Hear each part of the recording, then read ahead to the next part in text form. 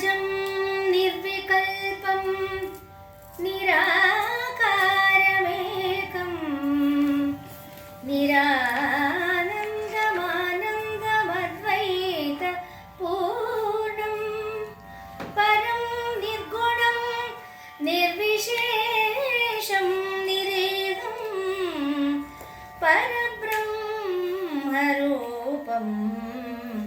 गणेशं भजे ऐङ्कार ह्रीङ्कार रहस्ययुक्ता श्रीङ्कार गूढार्थ महाविभूत्या ओङ्कार निर्मित प्रतिपादिनीभ्यां नमो नमः श्री गुरुपादुकाभ्यां नमो नमः श्री गुरुपादुकाभ्याम्।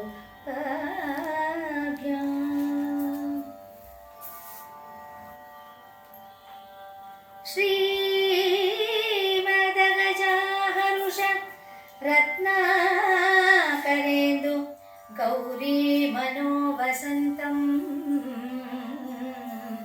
भवानी वदन तामरसदिनकरनु उमाकल्पलतिकावृत प्रबलसुरभूरुहं भूमिभृत्तनयाक्षि कुमुदनुत चन्द्रिकारामन् ಎನ್ನ ಸಲಹುಗೆ ಅನುದಿನಂ ಹುಲಿಗೆರೆಯ ಸೋಮನಾಥಂ ಸೋಮಶೇಖರಂ ಸೋಮಂ ದಯಾಳು ಮೂರ್ತಿ ವಿಲಾಸನೋ ಎನ್ನಂ ಸಲಹುಗೆ ಅನುದಿನಂ.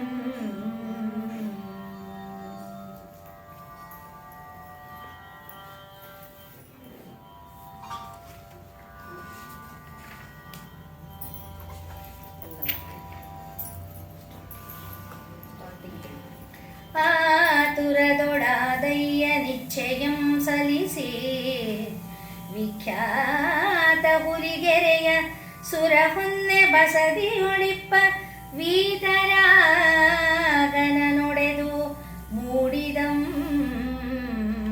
ದಿವ್ಯಮೂರ್ತಿ ವಿಳಾಸ ಸೋಮೇಶನು ಮೂಡಿದಂ. ಈ ದಿನ ನಾವು ರಾಘವಾಂಕ ವಿರಚಿತ ಸೋಮೇಶ ಚರಿತೆಯ ಚತುರ್ಥ ಸ್ಥಳದಲ್ಲಿ ಇದ್ದೇವೆ.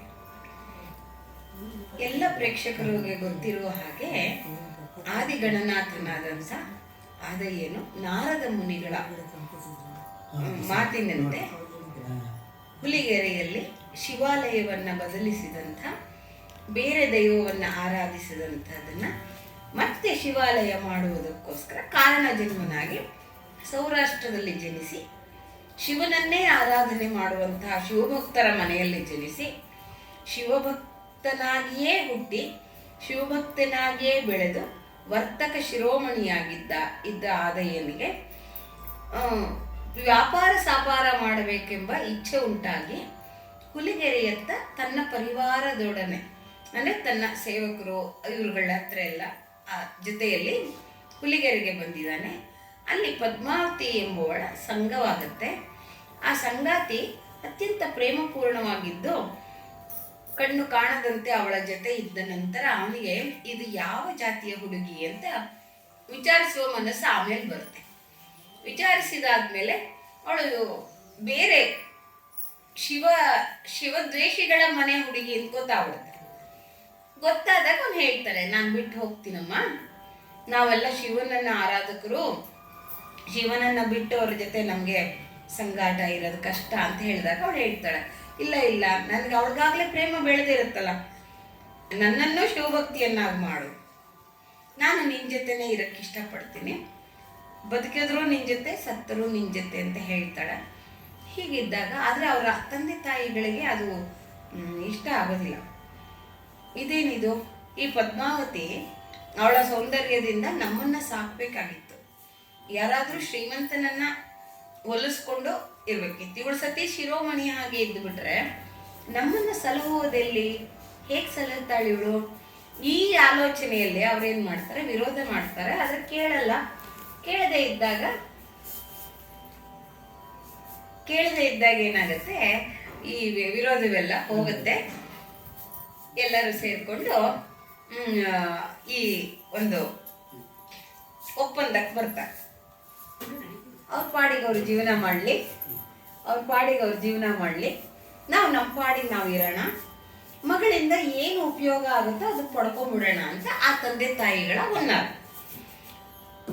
ಆದಯ್ಯ ಸ್ವಭಾವತಃ ಶ್ರೀಮಂತರ ಮನೆ ಹುಡುಗ, ವ್ಯಾಪಾರಸ್ಥರ ಮನೆ ಹುಡುಗ, ದುಡ್ಡು ಕಾಸಿಗೆ ಕಡಿಮೆ ಇಲ್ದವನು, ಜೊತೆಗೆ ಅವನ ಪರಿವಾರವೆಲ್ಲವೂ ಇದೆ. ಇದರಿಂದ ಅವ್ರದ್ದೇನೂ ತೊಂದರೆ ಆಗಲ್ಲ. ಇಂಥ ಹೊತ್ತಲ್ಲಿ ಅವನ ಜನ್ಮಕ್ಕೆ ಕಾರಣವಾದಂಥ ಸಂದರ್ಭ ಬರುವಂತಾಗಿ ಜಂಗಮರ ಇವರು ಅವನ ಮನೆಗೆ ಬಂದಾಗ ಅವರಿಗಂತ ಮಾಡಿದಂಥ ಆರೋಗಣೆ ಎಲ್ಲವನ್ನು ಅವಳ ಪದ್ಮಾವತಿಯ ತಾಯಿ ತಂದೆಗಳು ತಮ್ಮ ಮನೆಯ ನೆಂಟರಿಗೆ ಹೊತ್ತೊಯ್ತಾರೆ. ಅವಳನ್ನ ಬಲವಂತವಾಗಿ ತಳ್ಳಿ ಹಾಕಿ ಹೊತ್ತೊಯ್ತಾರೆ. ಅದು ಕಾರಣವಾಗಿ ಒಂದು ವಿರಸ ಹುಟ್ಟುಕೊಳ್ಳುತ್ತೆ. ಕಥೆಯ ಓಟ ಹೀಗೆ ಬಂದಿದೆ. ಅಲ್ಲಿ ವಿರಸ ಹುಟ್ಟುಕೊಂಡು,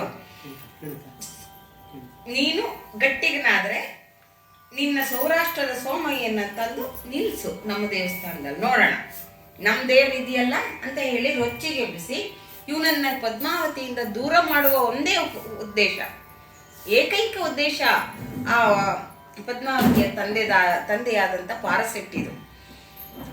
ಆಕೆಯನ್ನು ಆವೇಶಕ್ಕೆ ಒಳಪಟ್ಬಿಡ್ತಾನೆ. ಶಿವ ಯಾರ ಕೈಯ ಆಳಲ್ಲ ಅನ್ನೋದನ್ನ ಮರೆತು ತಂದಿಡ್ತೀನಿ, 30 ದಿನದೊಳಗೆ ಸೋಮೇಶನ ತಂದಿಲ್ಲಿಡ್ತೀನಿ ಅಂತ ಹಠ ಮಾಡ್ಕೊಂಡು ಹೊರಟು ಬಿಡ್ತಾನೆ. ಕಡು ಬೇಸಿಗೆಯಲ್ಲಿ ಅವನ ಶರೀರ ಯದ್ವಾ ತದ್ವಾ ಹಾಳಾಗ್ಬಿಡುತ್ತೆ.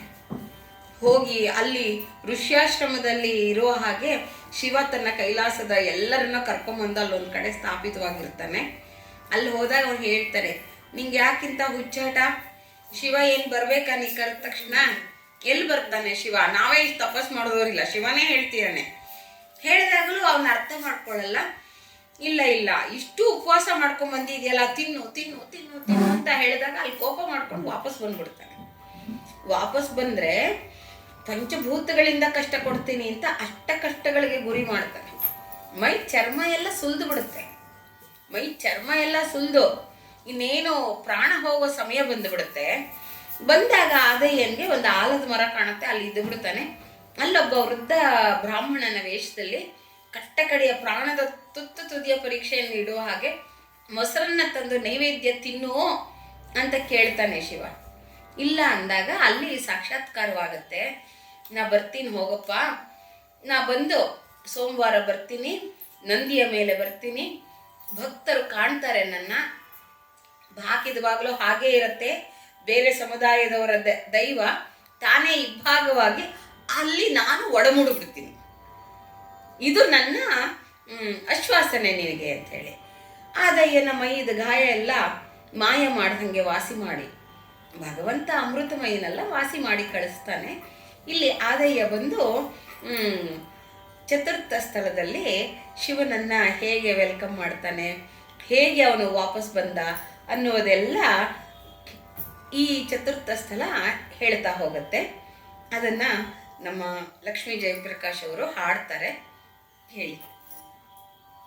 ಶ್ರೀ ಉಮಾಪತಿ ಶಿವವ್ರತಿ ಶರಣತತಿಹಿತೋಪಾಯ ನಿರ್ಮಾಯ ಸಿತಕಾಯ ಸೌರಾಷ್ಟ್ರಪುರರಾಯ ಸೋಮೇಶ ಪುರನಾಶ ನಿಜವೇಷಮಂ ತೋರಲು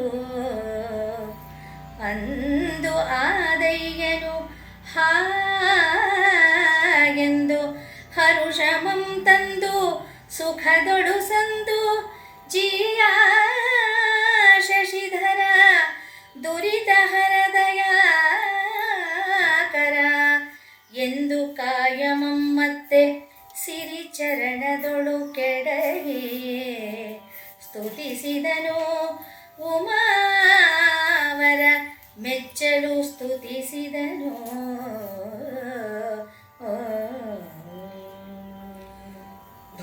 ಭಗವಂತನ ಪ್ರತ್ಯಕ್ಷ ದರ್ಶನದ ಮಹತ್ವವನ್ನು ಈ ಪದ್ಯ ಸಾರುತ್ತೆ. ದೇವರನ್ನ ಪೂಜೆ ಮಾಡುವುದು ಬೇರೆ, ದೇವರನ್ನ ಮೈ ಮೇಲೆ ಆವಾಹಿಸಿಕೊಳ್ಳುವುದು ಬೇರೆ. ಭಗವಂತ ಎದುರು ಬಂದಾಗ ಈ ಮನುಷ್ಯ ಮನಸ್ಸು ಹೇಗಾಗತ್ತೆ ಅಂದರೆ ದಿಕ್ಕು ತೋರದ ಹಾಗೆ ಆಗ್ಬಿಡುತ್ತೆ. ಏನು ಮಾಡ್ತಿದ್ದೀವಿ ಅನ್ನೋದು ಗೊತ್ತಾಗದ ಹಾಗೆ. ಅಂಥ ಉಮಾಪತಿ ಶಿವವ್ರತರಿಗೆ ಅಂದರೆ ಶಿವನನ್ನ ಆರಾಧಕರಿಗೆ, ಶರಣರ ಗುಂಪಿಗೆ ಅಂದರೆ ಗುಂಪುಗಳೆಲ್ಲ ಶಿವನನ್ನು ಆರಾಧಿಸ್ತಾರಲ್ಲ ಅವ್ರಿಗೆ ಹಿತವಾದ ಉಪಾಯಗಳನ್ನು ಸೂಚನೆ ಆಗತ್ತಂತೆ. ಈ ಗುಂಪಿನಲ್ಲಿ ಭಜನೆ ಮಾಡುವವ್ರಿಗೊಂದು ಅನುಕೂಲ ಏನಪ್ಪ ಅಂದರೆ ತಪ್ಪು ಒಪ್ಪುಗಳ ಏನು ಗಣನೆಗೆ ಬರಲ್ಲ. ಅದೊಂದು ಉಪಾಯ. ಭಗವಂತನ ಆವಾಹನೆ ಆಗಿ ಹೇಳಿದ್ದೇ ಭಕ್ತಿ, ಹಾಡಿದ್ದೇ ಹಾಡು ಆಗಿರುತ್ತಲ್ಲ, ಅದು ಉಪಾಯ. ನಿರ್ಮಾಯ, ಮಾಯ ಮುಸುಕಿದ ಹಾಗೆ ಕಾಪಾಡುವವನವನು. ಸಿತಕಾಯ, ಶ್ವೇತವಾಗಿರ್ತಾನೆ. ಶಿವ ಹಿಮಚ್ಛಾದಿತವಾದಂಥ ಹಿಮಗಿರಿಯಲ್ಲಿ ಶ್ವೇತಭೂಷಣರಾಗಿರ್ತಾನೆ. ಸೌರಾಷ್ಟ್ರಪುರದಲ್ಲಿ ಸೋಮೇಶನಾಗಿದ್ದಾನೆ. ಪುರನಾಶ, ಈ ಶರೀರ ಅನ್ನೋ ಈ ಪುರ ಇದೆಯಲ್ಲ, ಇದನ್ನ ನಾಶ ಮಾಡುವಂಥ ಅಧಿಕಾರ ಅವನಿಗಿದೆ. ಅದಕ್ಕೆ ಅವನು ರುದ್ರಭೂಮಿ ಅನ್ನೋದು ಆ ಕಾರಣಕ್ಕೋಸ್ಕರನೇ. ಶರೀರಕ್ಕೊಂದು ಅಂತ್ಯದ ಗೌರವಯುತ ಅಂತ್ಯವನ್ನು ತೋರಿಸುವವನು. ನಿಜವೇಷಮಂ ತೋರಲು, ತನ್ನ ನಿಜವಾದಂತಹ ಪರಂಜ್ಯೋತಿ ಸ್ವರೂಪವನ್ನು ತೋರಿಸ್ಬಿಟ್ರೆ ಆದಯ್ಯನು ಹಾ ಅಂದ್ಬಿಟ್ಟ. ಹಾ ಎಂದು ಅವನಿಗೆ ಎಷ್ಟು ಸಂತೋಷ ಆಯಿತು ಅಂದರೆ ಅವು ಇಡೀ ಮೈ ಎಲ್ಲ ಪುಲಕಗೊಳ್ತು. ಸುಖವೇ ಅದ್ದಿದಂತಾಯಿತು, ಸುಖದಳು ಅದ್ದಿದಂಗಾಯಿತು. ಶಶಿಧರ, ಹಾ ಚಂದ್ರನನ್ನು ಧರಿಸಿದವನೇ, ಕಷ್ಟವನ್ನು ಹರಿಸಿದವನೇ, ಅವನ ಮೈಯ ಕಷ್ಟ ಮನಸ್ಸಿನ ಕಷ್ಟ ಎಲ್ಲ ಹರಿಸಿ ದಯಾಕರ ಎಂದು ತನ್ನ ಶರೀರ ಮನಸ್ಸು ಸಮೇತ ಸಿರಿಚರಣದಲ್ಲಿ ಭಗವಂತನ ಪಾದದಲ್ಲಿ ಮತ್ತೆ ಬೀಳಿಸ್ತಾ ಇದ್ದಾನಂತೆ. ಮುಹುರ್ಮುಹು ಅಂತ ಹೇಳ್ತಾರೆ. ಪ್ರಣತೋಸ್ಮಿ ಮುಹುರ್ಮುಹು ಅಂದರೆ ಮತ್ತೆ ನಮಸ್ಕಾರ ಮಾಡೋದು. ಅದನ್ನೇ ಹೆಜ್ಜೆ ನಮಸ್ಕಾರ ಅಂತ ಎಲ್ಲ ಮಾಡ್ತಾರೆ ನೋಡಿ. ಎಷ್ಟು ನಮಸ್ಕಾರ ಹಾಕಿದ್ರೇನು ಭಗವಂತನಿಗೊಂದು ನಮಸ್ಕಾರ ಸಾಲಲ್ವೇ ಅನ್ನೋರು ಒಂದು ಪಂಥ. ಆದರೆ ಹೆಜ್ಜೆಗೆ ನಮಸ್ಕಾರ ಮಾಡಿ ನನ್ನ ಕೋರಿಕೆ ಒಂಚೂರು ಈಡೇರಿಸು ಅನ್ನೋ ಬೇಡುವವರು ಕೆಲವರು.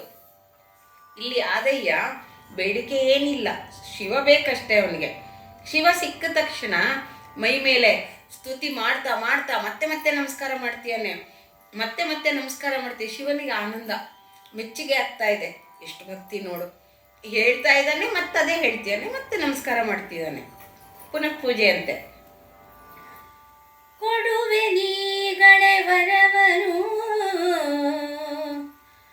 ಒಲ್ದು ಬೇಡಯ್ಯ ಎಂದೊಡೆ ಬೇರೆ ವರವುಂಟೆ ನೀನೆಂದ ಕೂಡೆ ಬಳಿ ಬಿಡಿದು ನಡೆ ತಂದು ಸೊಕ್ಕಿದ್ದ ಹುಲಿಗೆರೆಯ ಸುರ ಹೊನ್ನೆಯ ಮಹಾಬಸದಿಯ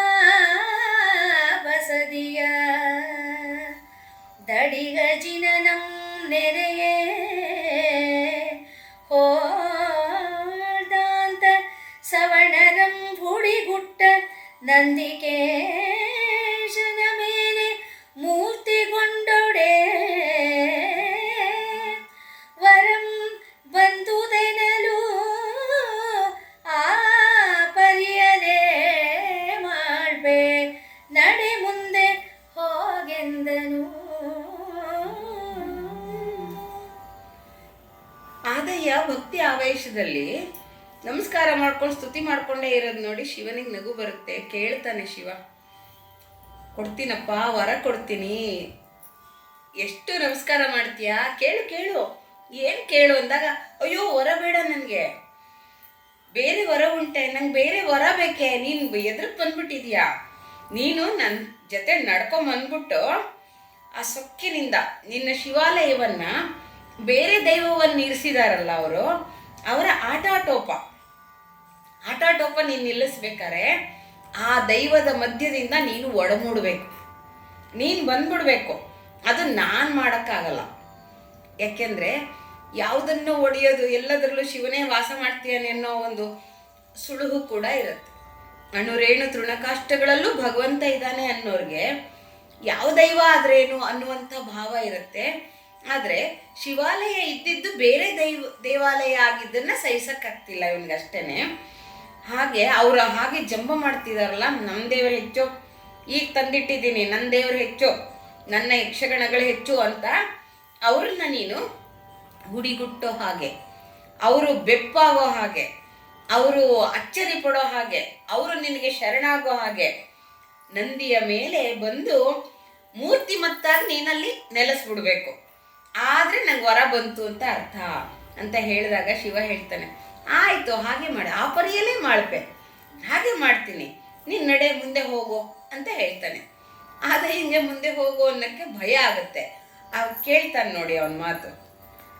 ಅಕಟ ಕಟ ವಿಶ್ವಪತಿಗೆ ಎನ್ನಯ ಬಳಲ್ಕೆಯುಂ ಪ್ರಕಟವಾಗಿರದೆ ಮುಂದೆನ್ನನು ಒಬ್ಬವನನೇತಕ್ಕೆ ಕೃಪಾಕರ போகவேள்தன் என்னய மனஸ்தாபமம் பேழ்வொடையீக சகலேஷனரியதிரன் ஆதொடம் பேழ்வெனது கரங்கடம் முகிது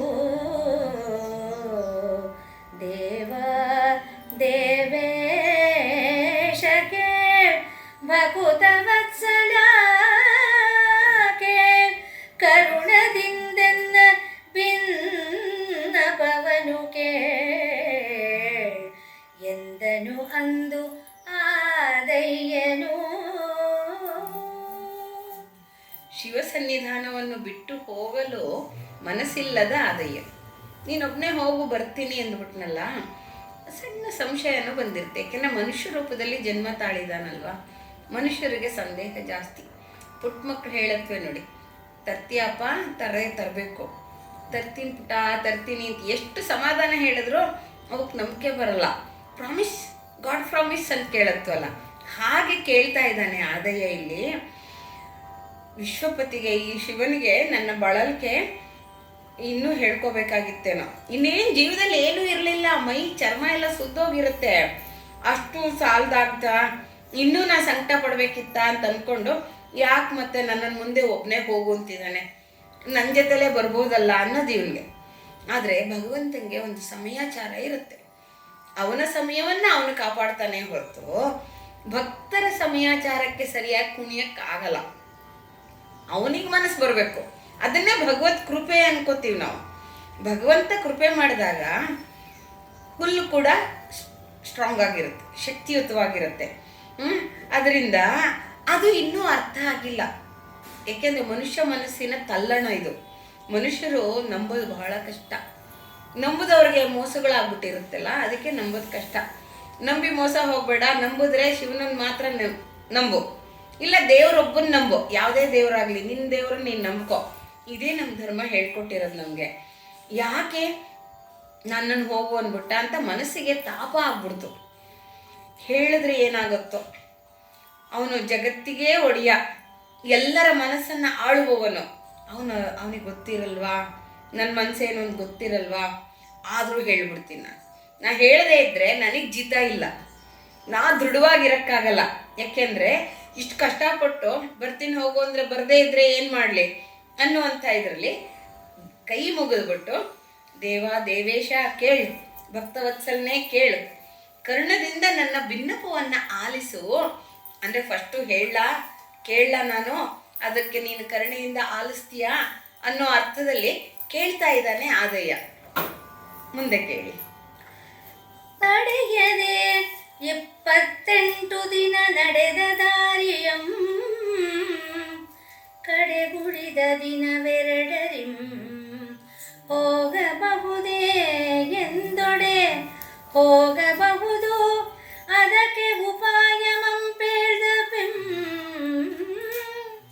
ನೀ ಮಹಾ ವೃಕ್ಷದ ಅಡಿಯೊಳು ಒಯ್ಯನೆ ವಿಶ್ರಮಿಸೆ ನಿನ್ನ ಹುಲಿಗೆರೆಯ ಬಡಗಣ ತಟಾಕದ ಏರಿಯ ಮೇಲೆ ಬಿಡುವೆನು ಎಂದೊಡೆ ದೇವಾ ಸೌರಾಷ್ಟ್ರಪತಿ ಸೋಮನಾಥ ಚಿತ್ತೈಸು ಎಂದನಾದಯ್ಯನೋ.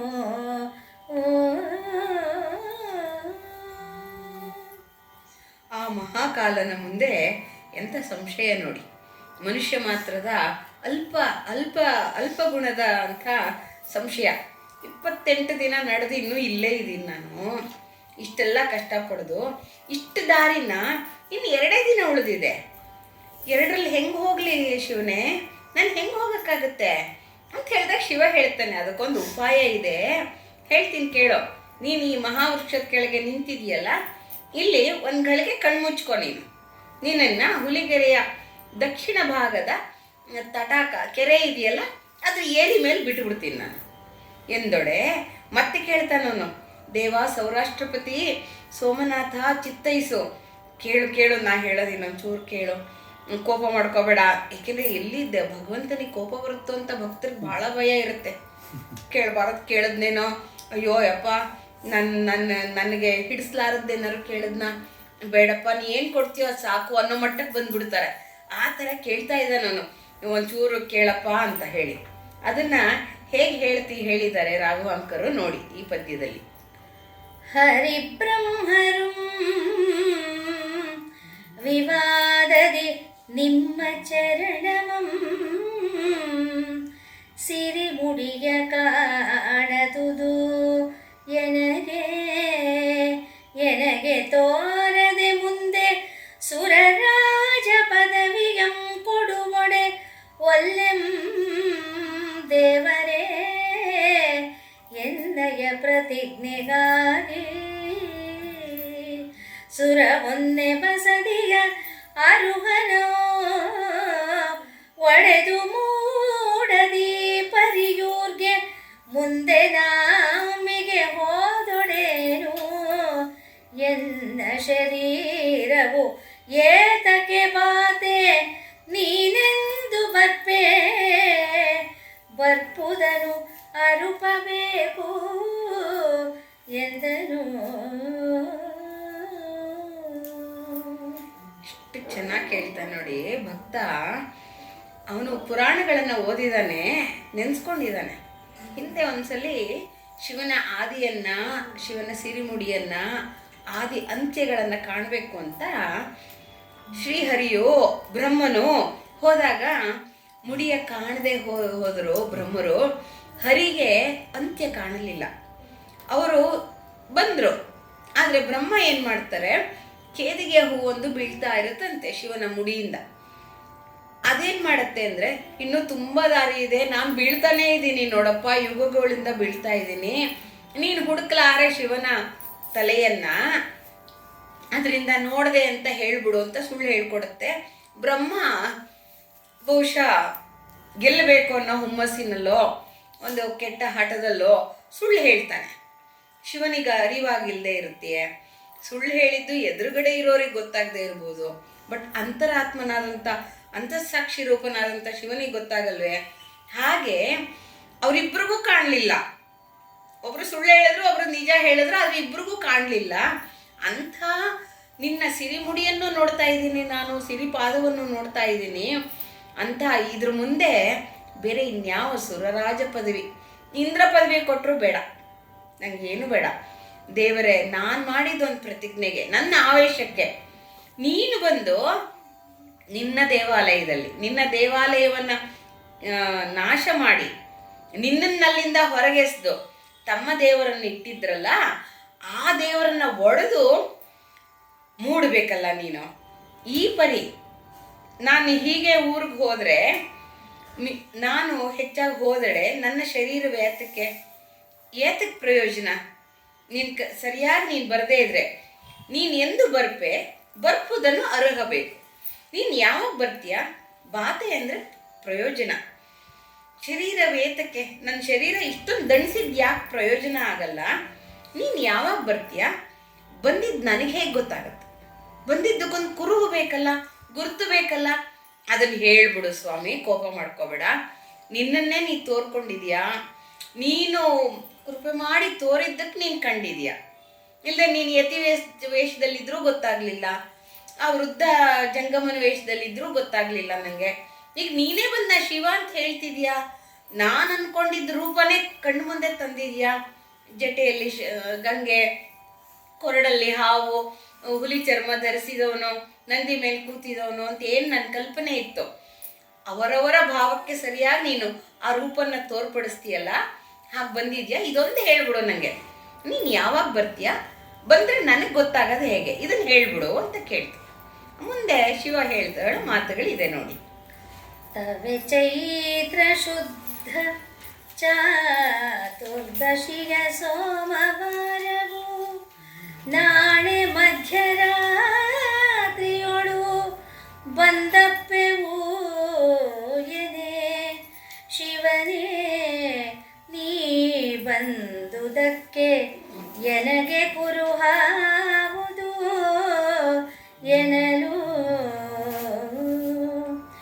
ಉದಯ ಸಮಯದೊಳು ಬಂದ ಸವಣರ್ಗೆ ಕದವ ತೆರೆಯದೆ ಅದೊಂದು ಹಲಕಾಲ ನವೆಯುತ ಅಲ್ಲಿದ್ದ ಹೆಳವಂಗೆ ಕಾಲ್ ಕುರುಡಂಗೆ ನವನಯನ ಬರಲು ಎರಡು ನಿನ್ನಿಂದೆ ಕದದೆರಪುದು ಮೂರು ಈ ಮೂರು ಕುರುಹೆಂದರು. ಶಿವ ಮೂರು ಕುರುಹನ್ನ ಹೇಳ್ತಾರೆ, ಗುರುತು ಹೇಳ್ತಾರೆ ನೋಡು. ಬರುತ್ತಲ್ಲ ಈಗ ನಾಡಿದ್ದು ಚೈತ್ರ ಶುದ್ಧ ಚತುರ್ದಶಿಯ ಸೋಮವಾರ ಮಧ್ಯರಾತ್ರಿಯಲ್ಲಿ ನಂದಿಯ ಮೇಲೆ ನಾವು ಬರ್ತೀವಿ. ಅದಕ್ಕೆ ಶಿವನೇ ಇವನಿಗೆ ಅವಾಂತರ ಬಾಯಿ ಹಾಕ್ತಾನೆ ಮಧ್ಯ. ಶಿವನ್ ಮಾತು ಮುಗಿಯೋ ಮೊದಲೇ ನೀವು ಬಂದದಕ್ಕೆ ನನಗೇನು ಕುರುಹು, ನನಗೆ ಗುರ್ತೇನು ಅಂತ ಕೇಳ್ತಾನೆ. ನಗ್ತಾ ಹೇಳ್ತಾನೆ ಶಿವ. ಉದಯ ಕಾಲದಲ್ಲಿ ಉದಯದ ಸಮಯದೊಳು ಪೂಜೆ ಮಾಡಕ್ಕೆ ಬರ್ತಾರಲ್ಲ ದಿನ, ಅವ್ರ ದೇವ್ರಿಗೆ ಪೂಜೆ ಮಾಡೋಕ್ಕೆ ಅವ್ರಿಗೆ ಕದ ತೆರೆಯಲ್ಲ.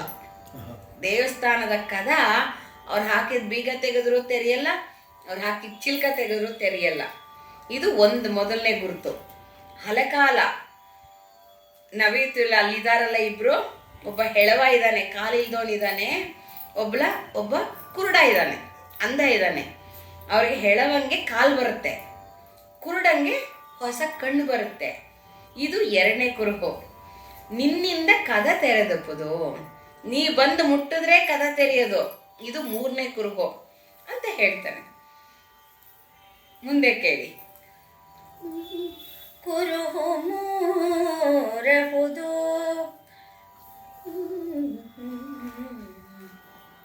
ಕುರುಹು ಮೂರಹುದು ಅಂದ ಹೆಳವರಿರಿಹ ಕಾರಣದ ನಿರುಗೆಯಂ ಪೇಳೆನಲು ಕಂದ ಕೇಳು ಎಂದ ಮುಂತಿರುವ ಭೃಂಗೀಶನ ನಾಟ್ಯವ ನೋಡದೆಳಸಿಯೇ ನಗರಿ ಅರಿಯದೆಗೆ ಬಂದಿದ್ದರು.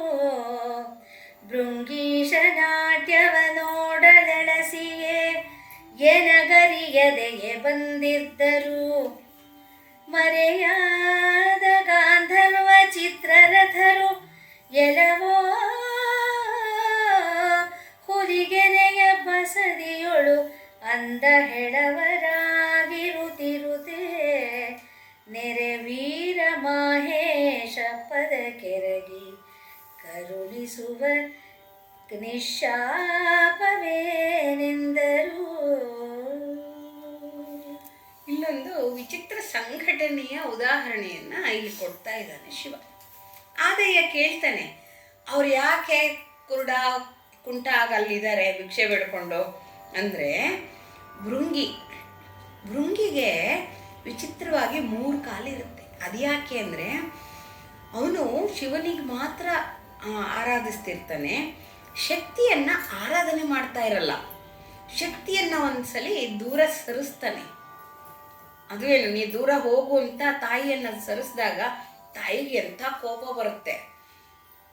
ಕೋಪ ಬಂದು ನಿನ್ಗೆ ವಿಚಿತ್ರವಾದ ಕಾಲು ಉಂಟಾಗಲಿ ಶಾಪ ಕೊಟ್ಬಿಡ್ತಾಳೆ. ಸೊ 2 ಕಾಲಿನ ಮಧ್ಯೆ ಇನ್ನೊಂದು ಕಾಲು ಬಂದ್ಬಿಡುತ್ತೆ. ಸೊ ವಿಚಿತ್ರವಾದಂಥ ನೃತ್ಯ ಮಾಡಬೇಕು. 2 ಕಾಲ ನೃತ್ಯ ಮಾಡಿದ್ರೆ ಚೆನ್ನಾಗಿರುತ್ತೆ, 3 ಕಾಲಲ್ಲಿ ಏನು ಚೆನ್ನಾಗಿರುತ್ತೆ? ಅದಕ್ಕೆ ಶಿವನಿಗೆ ಏಕಾಂತ ಸೇವೆಯ ನೃತ್ಯ. ಅವತ್ತಿನಿಂದ ಶಿವಶಕ್ತಿಯರ ಅಭೇದ್ಯರು ಅಂತ ತಿಳ್ಕೊತಾನೆ. ತುಂಬ ತಪಸ್ವಿ ಅವನು, ತುಂಬ ಚೆನ್ನಾಗಿ ಸಂಗೀತ ಮದ್ದಳೆ ನುಡಿಸೋನು ಎಲ್ಲ ಆಗಿರ್ತಾನೆ ಭೃಂಗೀಶ. ಆದರೆ ನೃತ್ಯ ಮಾತ್ರ ಏಕಾಂತದಲ್ಲಿ ಮಾತ್ರ ಶಿವನೊಲಿಮೆಗಾಗಿ ಮಾತ್ರ ಮಾಡ್ತಿರ್ತಾನೆ. ಯಾಕೆಂದರೆ ಎಲ್ಲರೂ ಕಾಣುವಂತೆ ನೃತ್ಯ ಮಾಡುವಂಥ ಆತ್ಮಶಕ್ತಿ ಆಗಲಿ, ಯಾಕೆಂದರೆ ಅಪ್ಸರ ಸ್ತ್ರೀಯರು ನೃತ್ಯ ಮಾಡ್ತಿರ್ತಾರೆ ಅಂತ ಇದರಲ್ಲಿ ಭಗವಂತ ಭಗವತಿಯರೇ ಅತ್ಯದ್ಭುತ ನೃತ್ಯಗಾತರು. ನೃತ್ಯವನ್ನು ಮಾಡ್ತಾರೆ. ಶಿವ ತಾಂಡವ ಮಾಡ್ತಾನೆ, ತಾಯಿ ವಿಲಾಸ ನೃತ್ಯವನ್ನು ಮಾಡ್ತಾಳೆ. ಮತ್ತೆ ನಾನೆಂದೋ ಕುಂಟಕಾಲಲ್ಲಿ ಮಾಡೋದು ಸರಿ ಇಲ್ಲ ಅನ್ನುವಂಥ ಪಾಪ ಹೀಗಳಿಕೆ ಇರುತ್ತೆ ಅವನಿಗೆ. ಅದನ್ನು ನೋಡಕ್ಕೆ ಈ ಯಕ್ಷರೊಬ್ಬರು ಚಿತ್ರಋತರು, ಇವರಿಬ್ಬರು ಗಂಧರ್ವ ಲೋಕದವ್ರು ಏನು ಮಾಡ್ತಾರೆ, ಹೆಂಗಾರು ಮಾಡಿ ನೋಡೋಣ, ಅಪಹಾಸ್ಯ ಮಾಡೋಣ ಅಂತ ಹೇಳಿ ಶಿವನ ಕಣ್ಣಿಗೆ ಕಾಣದೆ ಬರಬೇಕು ಅಂತ ಬಂದಿರ್ತಾರೆ. ಆದರೆ ಅವನಿಗೆ ಗೊತ್ತಾಗಿರುತ್ತೆ, ಹೋಗಿ ಹುಲಿಗೆರೆಯಲ್ಲಿ ನನ್ನ ಸನ್ನಿಧಿಯೇ ಇಲ್ಲದ ಜಾಗದಲ್ಲಿ ಕುರುಡಾಗಿ ಕುಂಟಾಗಿ ಬಿದಿರಿ ಅಂತ ಕಳಿಸಿರ್ತಾರೆ. ಅದಕ್ಕೆ ಅವರಿದ್ದಾರೆ. ಅದರಿಂದ ನೀ ಬಂದು ಅವರನ್ನು ಮುಟ್ಟಿದಾಗ ಅವ್ರಿಗೆ ಈ ವಿಶಾಪ ಸಿಗತ್ತೆ. ಅಂದರೆ ಶಾಪದಿಂದ ವಿಮೋಚನೆ ಸಿಗತ್ತೆ. ಪಾರ್ವತಿಯ ಶಾಪ ನಾನು ಕೊಟ್ಟ ಶಾಪ ಇದೆಯಲ್ಲ ಆ ಚಿತ್ರರಥರ ಗಂಧರ್ವರಿಗೆ, ಅಂದರೆ ಶಿವನ ಆಣತಿಯನ್ನು ಮೀರಿ ಶಿವಭಕ್ತನನ್ನು ಅಪಮಾನಿಸುವ ಸಲುವಾಗಿ ಬಂದಿದ್ದಾರಲ್ಲ, ಅದೆಷ್ಟು ತಪ್ಪಾಗುತ್ತೆ ನೋಡಿ. ಶಿವಭಕ್ತರನ್ನು ಅಪಮಾನಿಸೋದು ಬಹಳ ತಪ್ಪಾಗ್ಬಿಡುತ್ತೆ. ಅದಕ್ಕೆ ಈ ಶಾಪ ಬಂದಿದೆ, ಅದು ಪರಿಹಾರ ಆಗುತ್ತೆ. ಅದಕ್ಕೋಸ್ಕರ ಅವರಿಬ್ಬರು ಅಲ್ಲಿದ್ದಾರಪ್ಪ, ಅವ್ರು ನಿನಗೆ ಸಹಾಯ ಮಾಡ್ತಾರೆ ಅಂತ ಹೇಳ್ತಾರೆ. ಸುರ ಹೊನ್ನೆ ಬಸದಿಗೆಂದಾದ ಪುದು ಹುಲಿಗೆರೆಯ ಪುರದೋಳು ಆ ಪುರದ ಹರದೂಷಕರನೊರಸಿ ಮತ್ತರುಗನಂಬಿರಿಸಿ ಸೌರಾಷ್ಟ್ರ ಸೋಮೇಶನು ಅವತರಿಸುವುದು ಉದರ ಉದ್ಯೋಗದ ಪರಮ ಕಾರಣಿಕನಾದ ಆದಿಗಣನಾಥನಿಂ ಅವತರಿಸುವುದು ನರರೂಪನಾದಯ್ಯವೆಸರಿನಿಂ ನರರೂಪನ ಆದಯ್ಯವೆಸರಿನಿಂ ನಿಮ್ಮ ನಿಂಪರನು ಮುಟ್ಟಿದೊಡೆ ಆತ ಸಹಿತರಿ ಆ ಕಜ್ಜಗೆಗಿರ ಆ ನಿಜದೊಳು ಎನೆ ನಲಿದರು. ಸುರಹೊನ್ನೆ ಬಸದಿಯಲ್ಲಾಗಿರುವಂಥ ಅನ್ಯಾಯ ನಾರದ ಹೇಳಿರ್ತಾರೆ. ಸುರಹೊನ್ನೆಯ ಬಸದಿಯಲ್ಲಿ ದೇವಾಲಯದಲ್ಲಿ ಶಿವನನ್ನು ಹೊರಗಿರಿಸ್ಬಿಟ್ಟು ಬೇರೆ ಹರದೂಷಕರು ಶಿವನಿಂದಕರು ಏನು ಮಾಡಿದ್ದಾರೆ, ಅವರ ದೈವವನ್ನು ಇರಿಸ್ಬಿಟ್ಟಿದ್ದಾರೆ. ಆದ್ದರಿಂದ ಸೌರಾಷ್ಟ್ರ ಸೋಮೇಶನನ್ನು ಅಲ್ಲಿ ಅವತರಿಸ್ಬೇಕು. ಇದು ಜನ್ಮ ಕಾರಣ, ಪರಮ ಕಾರಣ. ಆದಯ್ಯ ಹುಟ್ಟಿದ್ದು ಆದಿಗಣನಾಥ ಅವನು ನರರೂಪದಿಂದ ಆದಯ್ಯ ಅನ್ನೋ ಹೆಸರಿನಿಂದ ಹುಟ್ಟಿದಾಗ ನಿಮ್ಮಿಬ್ಬರಿದ್ದೀರಲ್ಲ, ನೀವು ಶಿವನ ಆಣತಿ ತಪ್ಪಿ ಭೃಂಗಿಯ ನೃತ್ಯ ನೋಡಕ್ಕೆ ಬಂದವರು, ನಿಮ್ಮಿಬ್ಬರನ್ನ ಅವನು ಮುಟ್ಟಿದಡೆ ಎಲ್ಲ ಸರಿ ಹೋಗುತ್ತೆ ನಿಮ್ಮ ಶರೀರ. ಈ ಕಾರ್ಯ ಕಜ್ಜಗೈರ ನನ್ನ ಕೆಲಸವನ್ನೇ ಶಿವನ ಕೆಲಸವನ್ನೇ ಮಾಡಿ ಅಂತ ಹೇಳಿದಾಗ ಅದು ನಿಜವಾಗುವ ಸಂದರ್ಭ ಬಂತು ಅಂತ ಮಹಾಕೃಪೆ ಅಂತ ಹೇಳಿ ಬಂದು ಅವರಿಬ್ಬರು ಕುರುಡಾಕುಂಟರಾಗಿ ಅಲ್ಲಿರ್ತಾರೆ. ಮುಂದಿನ ಕಥೆಗೆ ಅಂತವನು ನಿನಗೆ ಕಾಳಗಕ್ಕೆ ನೆರವಾದ ಪರು ಅಂತಿಸದಿರು ಎಂದು ತಲೆದಡವೆ ನಂಬುಗೆ ಇತ್ತು ಸಂತೈಸುತ್ತಿರೆ ನಲಿಬು ತಲೆಯತ್ತೆ ಹರುಷವಂಗವ ನಡರೆ ಮರಹು ಮನವ ಮುಂತು ಕೆಡಿಸಲು ಹರವಸಂ ಮೀರಲ್ ಆದಿಮಯ್ಯಂ ತಾನಿದಿರದೆಂದು ಅರಿಯದಿರುತ್ತಿರಲು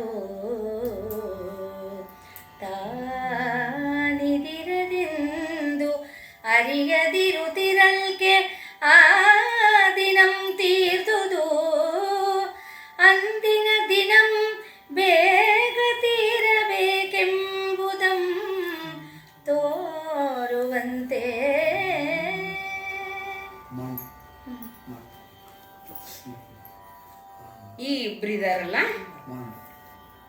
ಅಂಥವರು ನಿನಗೆ ಆ ಶಾಪದಿಂದಲೇ ಅವರು ಶಿವಭಕ್ತರೇ, ಆದರೆ ಶಿವನಾಣತಿಯನ್ನು ತಪ್ಪಿ ನಡೆದಿದ್ದಕ್ಕಿಂತ ಹೀನ ಸ್ಥಿತಿಗೆ ಬಂದಿದ್ದಾರೆ. ಮುಂದೆ ಉಂಟಾಗತ್ತಲ್ಲ ಕಾಳಗ, ಯಾಕೆಂದರೆ ಯಾರು ಬಿಡಲ್ಲ. ಅವ್ರು ಸ್ಥಾಪನೆ ಮಾಡ್ಕೊಂಡಿದ್ದನ್ನು ಅವರು ಅಂತಲೇ ಅಂದ್ಕೋತಾರಲ್ವ, ಅವ್ರು ಯುದ್ಧಕ್ಕೆ ಬಂದೇ ಬಿಡ್ತಾರೆ. ಚಿಂತಿಸದಿರು, ಇಲ್ಲಿ ಅಂತಿಸದಿರು ಅಂತ ಪ್ರಿಂಟ್ ತಪ್ಪಿದ್ದಿದೆ, ಚಿಂತಿಸದಿರೋದು ತಲೆದಡುವಿ. ಚಿಂತೆ ಮಾಡಬೇಡ, ತಲೆದಡುವಿ, ನೀನು ಜನ್ಮ ಕಾರಣವನ್ನು ತೀರಿಸ್ಕೊಳ್ತಾ ಇದೆಯಾ, ಅದಕ್ಕೆ ನಾನು ಅವಕಾಶ ಕೊಡ್ತಾ ಇದ್ದೀನಿ. ಶಿವಂದು ಎಷ್ಟು ಕರುಣೆ ನೋಡಿ. ನಂಬಿಕೆ ಇತ್ತು, ಸಂತೈಸಿ ಅವನ್ನ, ಮತ್ತೆ ಅವನಿಗೆ ಹರುಷ ತಲೆ ಎತ್ತದಂತೆ ಮೈಯಲ್ಲಿ. ಏಕೆಂದರೆ ಎಲ್ಲಾನು ಕೇಳ್ಕೋಬೇಕು, ಪರಿಹಾರ ಮಾಡ್ಕೋಬೇಕು. ಸಂದೇಹ ಇದ್ದರೆ ಮತ್ತೆ ತಳಮಳವೇ. ಹರುಷ ಅಂಗವನ್ನಡರೆ ಇಡೀ ಶರೀರ ಪೂರ್ತಿ ಪುಲಕಿತವಾಗಿ ಮರವು ಮನವ ಅಂತುಗೆಡಿಸಲು. ಈ ಮರವು ಅನ್ನೋದು ಬರಲೇಬಾರದು ಅನ್ನೋ ಹಾಗೆ ಪರವಶವನಾಗ್ಬಿಟ್ಟಿದ್ದಾನವನು. ಅಂದರೆ ಅಮಲೇರಿದೆ, ಅಂದರೆ ಸಮಾಧಿ ಸ್ಥಿತಿಗೇರಿದ್ದಾನೆ. ಆದಿಮಯ್ಯಂಗೆ ಗೊತ್ತಾಗ್ತಾ ಇದೆ, ಶಿವನಿಲ್ಲದೆ ಯಾವುದೂ ಇಲ್ಲ. ಶಿವ ನನ್ನಲ್ಲೇ ಇದ್ದಾನೆ, ನನ್ನಲ್ಲಿರೋ ಶಿವನೇ ಕಾಣಿಸ್ತಾ ಇದ್ದಾನೆ. ಎದುರಿಗಿರೋ ಶಿವ ಒಬ್ಬ, ನನ್ನಲ್ಲಿರೋನು ಎಲ್ಲ ಒಂದಾಗಿ ಕಾಣಿಸ್ತಾ ಇದೆ. ಜ್ಯೋತಿಯಲ್ಲಿ ಎರಡೇನು ಮೂರೇನು, ಒಂದು ಬೆಳಕನ್ನು ಹಚ್ಚಿ ಇನ್ನೊಂದು ಬತ್ತಿಯನ್ನು ಅದ್ರ ಜೊತೆ ಇದ್ದರೆ ಅದು ಉರಿಯುತ್ತೆ.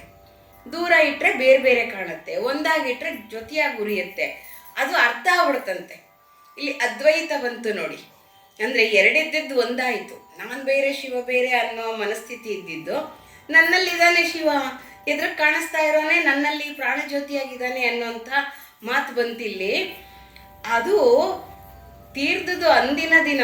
ಆಹಾ, ಇಂಥ ಒಳ್ಳೆ ದಿನ, ಶುಭ ದಿನ ಹೊರಟೋಗ್ತಿದೆಯಲ್ಲಪ್ಪ, ಬೇಗ ಯಾಕೆ ಹೋಗ್ತಾ ಇದೆ ಅನ್ನೋ ಹಾಗೆ ಶಿವನನ್ನು ನನ್ನಲ್ಲಿ ಕಂಡಿದಂಥ ಈ ದಿನ ಶಾಶ್ವತವಾಗಿರಬೇಕು, ಇದು ನನಗೆ ಹೋಗಬಾರ್ದು ಅನ್ನುವಂಥ ಮನೋಭಾವ ಆದಯ್ಯಂಗೆ ತೋರ್ತಾ ಇದೆ. ಅಂದರೆ ನನ್ನಲ್ಲಿ ಶಿವ ಇದ್ದಾನೆ, ಭಗವಂತ ಇಲ್ಲಿ ವಾಸ ಮಾಡ್ತಾ ಇದ್ದಾನೆ ಅನ್ನೋದು ಕಾಣಬೇಕು. ಆ ಕಾರಣಕ್ಕಾಗಿ ಲಿಂಗವಂತರು ಲಿಂಗವನ್ನು ಧರಿಸೋದು. ಸದಾ ಭಗವಂತನನ್ನು ಧರಿಸ್ಕೊಂಡಿದ್ದೀವಿ, ಭಗವಂತ ನನ್ನ ಕಾಯವನ್ನು ಧರಿಸಿ ಅವನಿದ್ದಾನೆ ಆ ಗರ್ಭಗುಡಿಯಲ್ಲಿ ಅನ್ನೋ ದೇಹ ದೇವಾಲಯ ಪ್ರೋಕ್ತ ಅಂತ ಇದೆಯಲ್ಲ,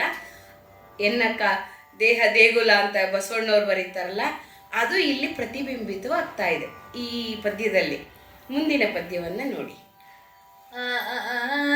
ಆಗಳಾದಯ್ಯನ ಅಂತಃಕರಣಮಂ ನೆರೆಯೇ ರಾಗಂ ಮುಸುಕುವಂತೆ ಇನನ ಅಸ್ತಮಾನದೊಳ್ ಭೂಗಗನಮಂ ಪಡುಗಡೆಯ ಸಂಜೆಗೆಂಪು ಮುಸುಕರು ಇತ್ತಲು ಅತಿ ಹರುಷದಿಂ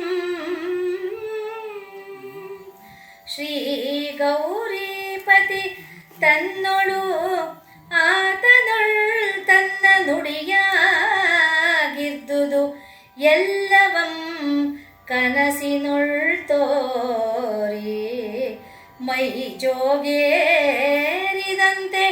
ಸುಖದ ಆವೇಶ ಬಂದಂತೆ ಹರವಸಂ ಪೊಕ್ಕಿದ್ದನು.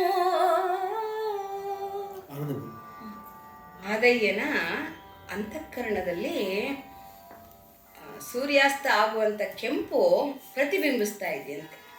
ಕೆಂಪು ಹರ್ಷದ ಸಂಕೇತ ಅಂತ ನಮ್ಮ ಬಣ್ಣದ ಶಾಸ್ತ್ರ ಹೇಳುತ್ತಲ್ಲ, ಅದು ಅವನಿಗೆ ಸಂಜೆಗಂಪು ಹಾಗೆ ಮುತ್ಕೋತಾ ಇದೆ. ಇಡೀ ಭೂಮಂಡಲವನ್ನು ಆವರಿಸ್ಕೊಂಡು ಗಗನವೆಲ್ಲವನ್ನು ಆವರಿಸ್ಕೊಳ್ತಾ ಇರೋಂಗೆ ಕಾಣುತ್ತೆ. ಶಿವ ಪರಂಜ್ಯೋತಿ ಅಲ್ವಾ, 3 ಬ್ರಹ್ಮಾಂಡಗಳನ್ನು ಅವನು ಆಳುವಂಥವನು, ವ್ಯಾಪಿಸಿರುವಂಥವನಲ್ವಾ, ಅದು ಅದರ ಧ್ವನಿ ಈ ಪದ್ಯ ಸಾರ್ತಾ ಇದೆ. ಸಂಜೆಗಂಪು ಬರೀ ಭೂವಿ ಗಗನವನ್ನಲ್ಲ, ತ್ರಿಲೋಕವನ್ನು ಆವರಿಸ್ತಾ ಇದೆ ಅನ್ನುವಂಥ ಹರ್ಷ ಅವನಲ್ಲಿ ಉತ್ಪತ್ತಿ ಆಗ್ತಾ ಇದೆ. ಆ ಗೌರಿಪತಿ ತನ್ನೊಳನ ಆತನ ಒಳ್ತನ ಮಾಡಿ, ಅಂದರೆ ನನ್ನಲ್ಲೇ ನೆಲೆಗೊಂಡು ಬಿಟ್ಟಿದ್ದಾನೆ ಅನ್ನೋದು ಗೊತ್ತಾಗ್ತಾ ಇದೆ. ನನ್ನ ಹೃದಯದಲ್ಲಿ ಅವನು ಹೃದಯ ಗರ್ಭಗುಡಿಯಲ್ಲಿದ್ದಾನೆ, ಅವನೇ ನನ್ನ ನುಡಿಯಾಗಿದ್ದಾನೆ. ಅವನು ನಡೆಸಿದ ಹಾಗೆ ನಾನು ನಡೀತಿದ್ದೀನಿ, ಅವನು ನುಡಿಸಿದ ಹಾಗೆ ನುಡಿತಿದ್ದೀನಿ. ಇದೆಲ್ಲವೂ ಕನಸೋ ನಿಜವೋ ಅನ್ನೋ ಹೇಳಿ ಮೈ ಅಮಲೇರದಂಗೆ ಜೋಗೆ ಇರುತ್ತೆ, ಜೋಮ್ಗುಟ್ಟಿದೆ, ಸುಖದ ಆವೇಶ. ಹೆಂಡ ಕುಡಿದವ್ರಿಗೆ ಇದು ಗೊತ್ತಾಗತ್ತೆ ಅನ್ಸತ್ತೆ. ಆವೇಶ ಬರುತ್ತಲ್ಲ, ಮೈ ಮರೆಯುವಂಥ ಆವೇಶ ಬಂದಂತೆ ಪರವಶನಾಗಿ ಅಲ್ಲಿ ಹಾಗೆ ಕಣ್ಮುಚ್ಕೊಂಡು ನಿಂತ್ಬಿಟ್ಟಿದ್ದಾನೆ. ಅದು ಏನಾಗತ್ತೆ ಮುಂದೆ ನೋಡಿ. ಕವಿದರಾತ್ರಿಯೊಳು ಓವಿ ತೆಗೆದಪ್ಪಿಕೊಂಡ ಅಖಿಲ ಭುವನ ಭರಿತೋದರಂ ಬೇಗದಿಂದೈದಿ ಬಂದವರ ಹುಲಿಗೆರೆಯ ಬಡಗಣ ತಟಾಕದ ವನದ ಮರದಡಿಯೊಡು ಒಯ್ಯನಿಳುಹಿ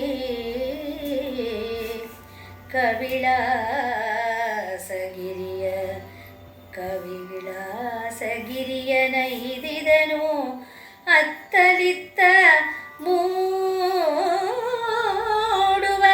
ರವಿಯ ಕಂಡೆದ್ದು ಮಿಗೆಸರಂ ಗೈವ ಪಕ್ಷಿ ವಿಧಾನದ ಉಬ್ಬರಕ್ಕೆ ಎಚ್ಚೆತ್ತು ನಾದೆಸೆಯನು ಆದಯ್ಯನು.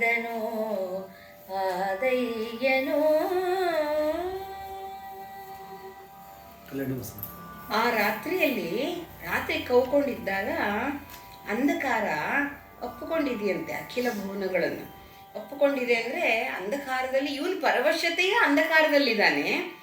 ಆ ಅಂಧಕಾರ, ಬಾಹ್ಯ ಅಂಧಕಾರ ಇಡೀ ಎಲ್ಲ ಪ್ರಪಂಚವನ್ನು ಮುತ್ತು ಬಿಟ್ಟಿದೆ. ಬೇಗದಿಂದ ಬೇಗ ಹೋಗ್ಬಿಟ್ಟು ಬಂದವರ ಅಂದರೆ ಆ ಪರವಶತೆ ಅನ್ನೋದು ಹೇಗಿದೆ ಅಂದರೆ, ಹೇಗೆ ಬಂದೆ ಹೇಗಿದ್ದೆ ಗೊತ್ತಾಗಿಲ್ಲ. ಹುಲಿಗೆರೆಯ ಉತ್ತರ ತಟಾಕದ ಅಂದರೆ ಉತ್ತರ ಕಡೆ ಇದೆಯಲ್ಲ, ಬಡಗಣ ಅಂದರೆ ಉತ್ತರದ ಎಲ್ಲಿಂದ ಹೊರಟ ಇವನು ಆ ವನದ ಆ ಮರದ ಕೆಳಗೆ ಒಯ್ಯನಿಳುಗಿ. ಯಾವ ಮಾಯೆ ತಂದು ಬಿಡ್ತೋ ಹಾಗಿದಾನಲ್ಲಿ ವಿಳಾಸಗಿರಿಯ ನೈದಿದ. ಇಂತಹ ವಿಲಾಸವನ್ನೆಲ್ಲಾದರೂ ನೋಡಿದ್ಯಾ? ಅದ್ಭುತ, ಇದು ಅಚ್ಚರಿ ಅಂತ ಹೇಳಿ ಅತ್ತಲಿತ್ತ ಮೂಡುವ ರವಿಗೆ ಆಶ್ಚರ್ಯ ಆಗೋಗಿದೆಯಂತೆ. ಇವನು ರವಿಯನ್ನು ಕಂಡಿದ್ದಾನೆ, ಸೂರ್ಯನನ್ನು ಕಂಡು ಎದ್ದಿದ್ದಾನೆ. ಎಲ್ಲಿದ್ದೀನಿ ನಾನು, ಹೇಗೆ ಬಂದೆ ಇಲ್ಲಿಗೆ, ಅಲ್ಲೆಲ್ಲ ಮೈ ಚರ್ಮ ಸುಲ್ಕೊಂಡು ಎಲ್ಲೋ ಬಿದ್ದಿದ್ನಲ್ಲ ನಾನು ಅಂತ ಹೇಳ್ತಾ ಇದ್ದಾನೆ. ಎಲ್ಲವನ್ನ ರೀಕಾಲ್ ಮಾಡ್ಕೋತಾ ಇದ್ದಾನೆ. ಪಕ್ಷಿಗಳ ಇಂಚರ ಕೇಳಿ ವಿಧಾನದ ಉಬ್ಬರಕ್ಕೆ ಎಚ್ಚೆದ್ದು. ಸೂರ್ಯ ಹುಟ್ಟಿದ ತಕ್ಷಣ ಕಾಗೆ ಕಾಕ ಅನ್ನತ್ತೆ, ಎಲ್ಲ ಅಲ್ಲಿ ಹಕ್ಕಿ ಪಕ್ಷಿಗಳೆಲ್ಲ ಚಿಲಿಪಿಲಿ ಅನ್ನತ್ತೆ. ಇಡೀ ಜಗತ್ತು ಚೇತನವಾಗ್ಬಿಡುತ್ತಲ್ಲ. ಆ ಅಬ್ಬರದ ಉಬ್ಬರಕ್ಕೆ ಎಚ್ಚೆತ್ತ ಆದಯ್ಯ 4 ದೆಸೆಗಳನ್ನು ನೋಡ್ತಾ ಇದ್ದಾನೆ. ಅವನಿಗೆ ಅಚ್ಚರಿಯ ಮೇಲೆ ಅಚ್ಚರಿ. ಮನುಷ್ಯ ಶರೀರ ಯಾವುದು ಅಸಂಭವ ಅನ್ಕೊಂಡ್ಬಿಡುತ್ತೋ ಅದು ಸಂಭವ ಆಗ್ಬಿಟ್ಟಿದೆ. ಅದಕ್ಕೆ ಭಗವಂತನನ್ನ ಅಘಟಿತ ಘಟಿತಾಯೈ ನಮಃ ಅಂತ ಹೇಳ್ತಾರೆ. ಅಸಂಭವ ಅಂತ ಮನುಷ್ಯ ಹೇಳಿದ್ದು ಸಂಭವವಾಗ್ಬಿಟ್ಟಾಗ ಆ ಹರ್ಷ ನಮ್ಗೆ ಎಷ್ಟೋ ವರ್ಷಗಳ ಕಾಲ ಉಳ್ಕೊಂಡ್ಬಿಡುತ್ತೆ. ನೆನಪಿನ ಭಿತ್ತಿಯಲ್ಲಿ ಚಿತ್ರದೋಪಾದಿಯಲ್ಲಿ ಉಳ್ಕೊಳ್ಳುತ್ತೆ. ಅವತ್ತು ಹೀಗಾಯ್ತು ನಾನು ಅನ್ಕೊಂಡೇ ಇರಲಿಲ್ಲ ಹೇಳ್ತಾರೆ ನೋಡಿ. ದೊಡ್ಡ ಮನುಷ್ಯರು ಅವ್ರ ಜೀವನ ಹೇಳ್ಬೇಕಾದ್ರೆ ಹೇಳ್ತಾರಲ್ಲ, ಆ ಥರ ಆಗಿದೆ. ಯಾಕೆಂದರೆ ಶಿವನನ್ನು ನೋಡಿದ್ದು ಅತ್ಯಂತ ಶ್ರೇಷ್ಠವಾದ ಶುಭ ದಿನವಾಗಿದೆ ಆದಯ್ಯನಿಗೆ. ಮುಂದಿನ ಪದ್ಯಗಳಲ್ಲಿ ಏನು ಹೇಳ್ತಾರೆ ನೋಡಿ. ಆರೈದು ಮುಂದಿದ್ದ ಸೌರಾಷ್ಟ್ರ ಸೋವನುಮನ್ ಆರುಮಂ ಕಾಣದೆ ಮನಂ ನೊಂದು ಮತಿಯುಡುಗಿ ಕ್ರೂರ ಮೃಗದಿಂ ಭಯಂಕರಮೆನಿಸಿ ಪೆಚ್ಚಿದ್ದ ಅರಣ್ಯವೂ ಇಲ್ಲಿಗೀ ಬಯಲೋಳು ವಾರಿನಿಧಿ ಸಮತಟಾಕಂ ವನಂ ಸರಸಿ ಮುಂದೂರು ರಮಣೀಯಮೆನಿಸಿದ್ದುದು ಎತ್ತಣಿನೆತ್ತ ಸಾರಿದೆನೆ ಎನ್ನುತ್ತೆ ಹಲವಂ ಚಿಂತಿಸುತ್ತೆ ಬೆರಗಾಗಿರ್ದನು ಆದಯ್ಯನು.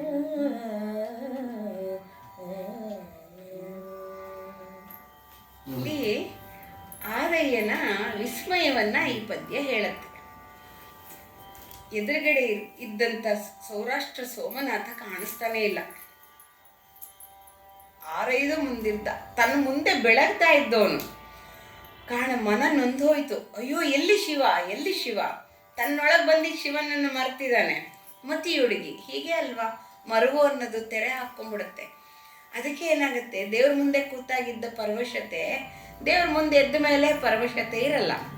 ದೇವ್ರ ಮುಂದೆ ಮಾತ್ರ ದೇವರನ್ನ ನೆನ್ಕೊಳ್ಳೋ ಅಂಥ ಪರಿಭಾವನ ನಾವು ಅಭ್ಯಾಸ ಮಾಡ್ಕೊಂಡಿದ್ದೀವಿ. ಎಲ್ಲ ಕಡೆ ದೇವರನ್ನ ಕಾಣೋದನ್ನ ಅಭ್ಯಾಸ ಮಾಡ್ಕೋಬೇಕಾಗತ್ತೆ. ಮಾಡ್ಕೊಳ್ಳೋದೇ ಇದ್ರೆ ಹೀಗೆ ಮತಿ ಹುಡುಗತ್ತೆ. ಎಲ್ಲ ಕಡೆ ಭಗವಂತ ಇರ್ತಾನೆ, ನಮ್ಮ ಹಿಂದೆ ಅವನೇ, ನಮ್ಮ ಒಳಗವನೇ, ನಮ್ಮನ್ನು ಕಾಯೋನವನೇ, ಹಾಗೆ ನಮ್ಮನ್ನ ಶಿಕ್ಷೆ ಕೊಡೋನು ಅವನೇ. ತಪ್ಪು ಮಾಡಿದಾಗ ಶಿಕ್ಷೆ ಕೊಡ್ತಾನೆ ಅವನು. ಒಳ್ಳೆಯವರು ಕೆಟ್ಟವರು ಇದು ಯಾವ ಪರಿಭಾವನೂ ಭೇದ ಭಾವವೂ ಇಲ್ಲ. ಹಾಗಾಗಿ ಈಗ ಇವನಿಗೆ ಮತಿ ಹುಡುಗೋಯ್ತು. ಅಯ್ಯೋ ಎಲ್ಲಿದ್ದ ಶಿವ ಇಲ್ಲಿದ್ನಲ್ಲ, ಎಲ್ಲಿ ಎಲ್ಲಿ ಎಲ್ಲಿ? ಮಕ್ಕಳು ಆ ಅಮ್ಮ ಮಲಗಿಸ್ಬಿಟ್ಟು ಹೋಗಿರ್ತಾರೆ. ಎದ್ಮೇಲೆ ಇಲ್ಲಿದ್ಲಲ್ಲ ಅಮ್ಮ, ಎಲ್ಲಿ ಅಮ್ಮ ಎಲ್ಲಿ ಅಂತ ಹುಡುಕಾಡತ್ವೆ. ಆಮೇಲೆ ಗೊತ್ತಾಗತ್ತೆ ಅಮ್ಮ ಬಿಟ್ಟು ಹೋಗಿದ್ದಾಳೆ ನನ್ನ ಅಂತ. ಅವು ಬಂದ್ಮೇಲೆ ಮತ್ತೆ ಕೊತ್ತಿಮರಿಗಳ ಥರ ಎಲ್ಲೋಗಿದ್ದೆ ಅಂತ ಕೇಳತ್ವೆ. ಹಾಗಾಗಿದೆ ಆ ಮಕ್ಕಳ ರೀತಿಯಲ್ಲಾಗಿದೆ. ಕ್ರೂರ ಮೃಗಗಳಿಂದ ಭಯಂಕರವಾಗಿತ್ತಲ್ಲ. ಅರಣ್ಯದಲ್ಲಿ ನಾನಿದ್ದೆ, ಯಾವುದೋ ಒಂದು ತಿನ್ನತ್ತೆ ನನ್ನ ಅಂತ ಅಲ್ಲಿ ಮಲಗಿದ್ನಲ್ಲ, ಅದು ಬಿಟ್ಬಿಟ್ಟು ಅದೆಲ್ಲಿ ಇಲ್ಲಿ ಬಯಲಲ್ಲಿ ಮಲಗಿಬಿಟ್ಟಿದ್ದೀನಲ್ಲ. ಸಮುದ್ರದ ಉಪಾಧಿಯಲ್ಲಿ ಇದೆಯಲ್ಲ ಈ ಕೆರೆ, ಈ ಕೆರೆಯಲ್ಲಿ ನಾನು ಇದ್ನಲ್ಲ. ಎಷ್ಟು ಇದೆಲ್ಲ ಇದೆ, ಕಮಲದ ಹೂವೆಲ್ಲ ಇದೆ. ಮುಂದೆ ನಾನು ಕಾಣ್ತಾ ಇರೋದು ರಮಣೀಯವಾಗಿದೆಯಲ್ಲಪ್ಪ. ಊರ ಹತ್ರ ಬಂದ್ಬಿಟ್ಟಿದ್ದೀನಲ್ಲ ನಾನು ಅರಣ್ಯದಿಂದ. ಎತ್ತಣಿಂದ ಎತ್ತ ಸಾರದೆ, ಎಲ್ಲಿಂದೆಲ್ಲಿ, ಎಲ್ಲಿ ಎತ್ತಣ ಮಾಮರ ಎತ್ತಣಕ್ಕೆ ಹೋಗಿಲೆ, ಎಲ್ಲಿಂದೆಲ್ಲಿ ಕನೆಕ್ಷನ್ ಕೊಡ್ತೀಯಪ್ಪ ದೇವರೇ, ಸಂಬಂಧ ಕಲ್ಪಿಸ್ತೀಯಪ್ಪ ಭಗವಂತ ಅನ್ಕೊಂಡು ಹಲವನ್ನ ಚಿಂತಿಸುತ್ತಾ ಬೆರಗಾಗಿ ಹೋಗಿದ್ದಾನ ಆದಯ್ಯ. ಇದು ನಿಜವೇ, ದೇವರ ವಿಲಾಸವನ್ನ ನಾನು ಕಂಡನೆ, ನಾ ಕಂಡಿದ್ ನಿಜವೇ, ಇದೆಲ್ಲ ನಿಜವೋ ಕನಸೋ ಅನ್ನೋ ಸ್ಥಿತಿಯಲ್ಲಿ ಇದ್ದಾನೆ ಆದಯ್ಯ. ಮುಂದಿನ ಪದ್ಯಗಳಲ್ಲಿ ನೋಡಿ. ಇದು ಕಂಡು ಬಲ್ಲ ಕೆರೆ, ಇದು ಕಂಡು ಬಲ್ಲವನ, ಇದು ಕಂಡು ಬಲ್ಲ ಕೊಳ, ಇದು ಕಂಡು ಬಲ್ಲ ಪುರ, ಇದು ಕಂಡು ಬಲ್ಲ ಕುರುಹುಗಳಾಗಿ ತೋರುತ್ತಿವೆ. ಇಂತಿವು ಎಲ್ಲಿಯವು ಎನ್ನುತ್ತೆ, ಇದು ಶಿವನ ಮಾಟವಾಗದೆ ಮಾಡದು. ಇದರ ಸಂಪದ ಉಳಿದ ನಗರಂಗಳೊಳಗಿಲ್ಲ, ಮೇಣ್ ಆದೊಡಿದು ನಮ್ಮ ಹುಲಿಗೆರೆಯ ಪುರವಾಗದಿರದು ಎಂದು ನಿಂದು ನೋಡುತ್ತಿದ್ದನು ಆದಯ್ಯ. ಹೊಸ ಜನ್ಮಕ್ಕೆ ಬಂದಂತಾಗಿದೆ ಅವನಿಗೆ, ಆ ಜನ್ಮದಿಂದ ಈ ಜನ್ಮಕ್ಕೆ ಬಂದಂತ. ಇವ್ರನ್ನೆಲ್ಲ ನಂಗೆ ಗೊತ್ತಿದೆಯಲ್ಲ ಅನ್ಕೋತೀವಲ್ಲ, ಹಾಗೆ ಇದು ನಾನು ನೋಡಿದ ಕೆರೆ, ನಾನು ನೋಡಿದ ವನ, ಇದು ಉದ್ಯಾನವನ, ನಾನು ನೋಡಿದ ಕೊಳ, ಇದು ನಾನು ಬಲ್ಲಂತ ನಗರ, ಇದು ಇವೆಲ್ಲ ನಾನು ನೋಡಿದ ಗುರುತುಗಳಾಗಿ ತೋರ್ತಾ ಇದೆಯಲ್ಲ. ಎಲ್ಲಿದ್ದೀನಿ ನಾನು ಅನ್ಕೊಂಡು ಇದು ಶಿವನ ಮಾಟವಾಗದೆ ಮಾಡದಿರೋದು. ಇದು ಶಿವಂದೇ ಮಾಯೆ. ಸಂಪದ ಉಳಿದ ಅಂದರೆ ಅತ್ಯಂತ ಸಂಪದ್ಭರಿತವಾದಂಥ ನಗರಗಳಲ್ಲಿ ನಮ್ಮ ಹುಲಿಗೆರೆ ಒಂದು ಮೇಣಾದೊಡಿದು. ನಮ್ಮ ಹುಲಿಗೆರೆಯೇ, ಹುಲಿಗೆರೆ ಪುರವೇ, ನಾನು ವ್ಯಾಪಾರ ಮಾಡಕ್ಕೆ ಬಂದಿದ್ನಲ್ಲ ಆ ಸಂಪದ್ಭರಿತ ನಗರವೇ ಇದು. ಅದೇ ಇರಬೇಕು ಅಂತ ಹೇಳಿ ನಿಂತು ನೋಡ್ತಾ ಇದ್ದಾನೆ. ಇನ್ನು ಕಣ್ಣಿಗೆ ಮನಸ್ಸಿಗೆ ಅಕ್ನಾಲೆಡ್ಜ್ ಆಗ್ತಾ ಇಲ್ಲ. ಅಂದರೆ ಎಲ್ಲಿಂದ ಬಂದೆ, ಯಾಕೆಂದ್ರೆ ಎಂಥ ಹೀನ ಸ್ಥಿತಿಲಿದ್ದ ಅವನು. ಓಹೋ ಭಯಂಕರವಾಗಿತ್ತು. ಹುಲಿಗೆರೆಗೆ ಬಂದ್ಬಿಟ್ಟಿದ್ದೀನಿ ಅಂತ ಹೇಳಿ ಮತ್ತೆ ರೀಕಾಲ್ ಮಾಡ್ಕೊತ್ಬೇಕಾದ್ರೆ ಶಿವನ್ ಮಾತೆಲ್ಲ ನೆನಪಿಸ್ಕೊಳ್ತಾ ಇದ್ದಾನೆ ನೋಡಿ. ಸಂದೇಹವಿಲ್ಲ ಹುಲಿಗೆರೆ ತಪ್ಪದಪ್ಪುದು, ಇದರ ಅಂದದ ಪುರಂ ಧಾರುಣಿಯೊಳಿಲ್ಲ.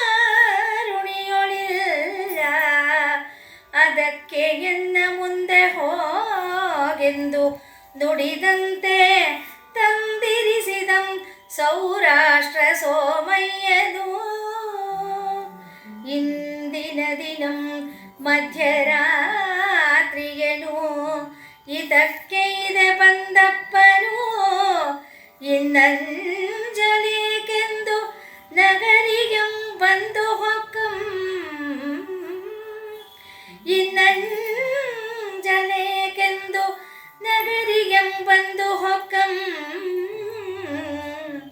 ಮಹೋತ್ಸವದ ಹೆಚ್ಚುಗೆಯ ಹರುಷ ಆತುರದೊಳು ಆದಯ್ಯರು. ಸಂದೇಹವೇ ಇಲ್ಲ, ಸಂದೇಹ ಅನ್ನೋದು ಕಿಂಚಿತ್ತೂ ಇಲ್ಲ. ಹುಲಿಗೆರೆಯೇ ಇದು, ತಪ್ಪುದಪ್ಪದಿದು. ಈ ಅಂದವಾದ ನಗರ, ಅಂದವಾದ ಪುರ ಹುಲಿಗೆರೆಯೇ. ಧಾರಣಿಯಲ್ಲಿ ಇದಕ್ಕೆ ಸಮನಾದಂಥ ಊರಿಲ್ಲ. ನನ್ನನ್ನು ಮುಂದೆ ಕಳಿಸಿ ತಂದಿರಿಸಿದ್ದಾನೆ ಸೌರಾಷ್ಟ್ರ ಸೋಮನಾಥ. ನನ್ನನ್ನು ಮಧ್ಯರಾತ್ರಿನೇ ತಂದು ತನ್ನ ತೆಕ್ಕೆಯಲ್ಲಿ ಎರ್ಸ್ಕೊಂಬಂದು ಇಟ್ಟುಬಿಟ್ಟಿದ್ದಾನೆ. ಅದೆಲ್ಲ ಜ್ಞಾಪಕ ಬಂದ್ಬಿಡ್ದು. ಇನ್ನು ಅಂಜಲೇಕೆ, ನಾನು ಯಾಕೆ ಹೆದರ್ಕೋಬೇಕಪ್ಪ? ದೇವರೇ ತಂದಿರಿಸಿದ್ದಾನೆ. ಸೊ ಅವನು ಬರ್ತಾನೆ. ನಗರಿಯಂ ಬಂದು ಪೊಕ್ಕಂ, ಖಂಡಿತ ಬಂದು ಈ ಪುರವನ್ನು ಹೋಗ್ತಾನೆ. ತನ್ನ ಮೂಲ ಸ್ಥಾನಕ್ಕೆ ಬಂದೇ ಬರ್ತಾನೆ. ಯಾರೋ ಶಿವಭಕ್ತರಿಟ್ಟಂಥ ದೇವಸ್ಥಾನದಲ್ಲಿ ಪರದೈವವನ್ನು ಇಟ್ಟುಬಿಟ್ಟು ಅಲ್ಲಿ ತಮ್ಮ ಸೊಕ್ಕು ಮೆರಿತಿರೋರ್ನ ಅವನು ಖಂಡಿಸ್ತಾನೆ ಬಿಡು. ಇದು ಮಹೋತ್ಸವ. ಹೆಚ್ಚಿಗೆ ಏನು ಪುಳಕಗೊಳ್ತಾ ಇದ್ದಾನೆ ಅವನು ಹರುಷದಿಂದ, ಆತುರದಿಂದ. ಆದಯ್ಯ, ಶಿವ ಹೇಳಿದ್ ನಡೆದು ಹೋಗಿದೆ, ನನ್ನನ್ನು ಕರ್ಕೊಂಬಂದು ಇಲ್ಲಿ ಬಿಟ್ಬಿಟ್ಟಿದ್ದಾನೆ. ಇದು ಸಾಕ್ಷಿ ಆಗ್ಬಿಡ್ತು. ನೀನು ಕರ್ಕೊಂಡೋಗ್ಬಿಡ್ತೀನಿ ಅಂದಿದ್ನಲ್ಲ, ಬಿಟ್ಬಿಟ್ಟಿದ್ದಾನೆ ಶಿವ. ಮುಂದಿನ ಪದ್ಯ ಏನು ಹೇಳುತ್ತೆ ನೋಡಿ. ನೆನೆಗೊಂಡ ನೇಹದಿಂದ ಬಿಡದೆ ನೋಡ್ಪಾಗ ಹಲವು ಬಂಜೆಯರ ನಡುವಣ ಋತು ಪ್ರಭೆಯಂತೆ ಹಲವು ಬೀಡೆಯರಾಂತ ಮರಣ ಮೈಯೊಳಗೆ ತಿಳಿದ ಅಂಕುರ ಸ್ಥಾನದಂತೆ ಹಲವು ತಕ್ಕಿಲ ನಡುವೆ ಸವೆದ ಬೆಳಕೈಯಂತೆ ಹಲವು ತಕ್ಕಿಲ ನಡುವೆ ಸವೆದ ಬೆಳಕೈಯಂತೆ ಹಲವು ಬಸದಿಯ ನಡುವೆ ಸುರಹೊನ್ನೆ ಬಸದಿಯ ಕಲಿಸಿ ಮೆರೆಯಲು ಕಂಡು ವಂದಿಸಿದನು. ಅದಕ್ಕೆ ಶಿವನು ದಯಿಸುವ ತಾಣವೆಂದು ಕಂಡು ವಂದಿಸಿದನು.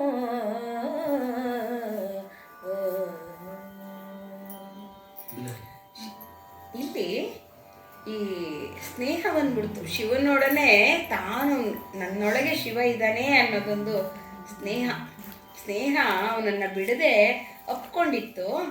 ನೋಡ್ತಾ ಇದ್ದಾಗ ಆ ಸುರಹೊನ್ನೆಯ ದೇವಸ್ಥಾನ ಕಾಣಿಸ್ತು, ದೇವಾಲಯ ಕಾಣಿಸ್ತು. ಅದು ಹೇಗೆ ಕಾಣಿಸ್ತಂತೆ ಅಂದರೆ, ಮಕ್ಕಳೇ ಇಲ್ಲದಂಥ ಬರಡು ಬಂಜೆಯರ ನಡುವೆ ಋತುಪ್ರಭೆಯುಳ್ಳಂಥ ಒಬ್ಬ ಮಾನಿನಿಯನ್ನು ನೋಡಿದ ಹಾಗೆ, ಅಂದರೆ ಸುವಾಸಿನಿಯನ್ನು ನೋಡಿದ ಹಾಗೆ, ಒಬ್ಬ ತಾಯಿಯನ್ನು ನೋಡಿದ ಹಾಗೆ, ತಾಯಿಯೇ ಆಗದೇ ಇರುವವರ ಮಧ್ಯೆ ಒಬ್ಬ ಬಸರಿಯನ್ನು ನೋಡಿದ ಹಾಗೆ, ಅಂದರೆ ಸೃಷ್ಟಿ ಮಾಡಲು ಉಜ್ಜುಗಿಸಿದಂಥ ಒಬ್ಬ ತಾಯಿಯನ್ನು ನೋಡಿದ ಹಾಗೆ ಅವನಿಗನ್ನಿಸ್ತು. ಬಿರುಗ್ಬಿಟ್ಟಂಥ ಆ ಮರಗಳು ಒಣಗಿ ಬಿರಿದು ಹೋಗಿರೋದ್ರಲ್ಲಿ ಸಣ್ಣಗೆ ಮೊಳಕೆ ಹೊಡಿತಿರುತ್ತಲ್ಲ, ಪುಟಾಣಿ ಅಂಕುರ ಹೊರಬೀಳ್ತಾ ಇರುತ್ತಲ್ಲ, ಆ ಸ್ಥಾನ ಕಂಡಂಗೆ ಚಿಗುರ್ತಾ ಇದೆ ಮರ, ಇದು ಬಿದ್ದೋಗಲ್ಲ, ಇದು ಒಣಗಲ್ಲ, ಇದು ಅನ್ನೋದು ಗೊತ್ತಾದಂಗೆ. ಅಷ್ಟೇ. ಬಂಜೆ ಅಂದರೆ ತಪ್ಪು ತಿಳಿಯುವಂಥ ಅಗತ್ಯ ಏನಿಲ್ಲ. ಅದು ಮುಂದಿನ ಪ್ರಜೋತ್ಪತ್ತಿ, ಮುಂದಿನ ಜನಸಂಕುರ ಮುಂದೆ ಹೋಗೋಕ್ಕೋಸ್ಕರ ಆ ತಾಯಂದ್ರೆ ತುಂಬ ಬೆಲೆ ಅಷ್ಟೇ. ಆ ತಾಯಂದ್ರೆ ಹೆತ್ತು ಮಕ್ಕಳಿಲ್ದವ್ರು ಸಾಕಿದ್ರೆ ಅದು ಇನ್ನೂ ಬೆಲೆ ಜಾಸ್ತಿ. ಯಾಕೆಂದರೆ ಮುಂದಿನ ಪ್ರಜೆಗಳನ್ನು ಬೆಳೆಸ್ತಾ ಇರ್ತಾರಲ್ಲ, ಹಾಗೆ ಇದರಲ್ಲಿ ಅದಕ್ಕೆ ಮುಂದಿನ ಇದು ಕೊಡ್ತಾರೆ ನೋಡಿ. ಬೀಟೆ ಹೊಡೆದು ಹಿಂಗೆ ಚಿಗುರಲ್ಲ ಅಂತ ಅಂದ್ಕೊಂಡಿರೋ ಮರ ಅಥವಾ ಗಿಡದಲ್ಲಿ ಒಂದೇ ಒಂದು ಸಣ್ಣ ಅಂಕುರ ಬಂದರೆ, ತಿಳಿ ಚಿಗುರು ಹೊರಬಂದರೆ ಎಷ್ಟೊಂದು ಸಂತೋಷ ಆಗುತ್ತೆ.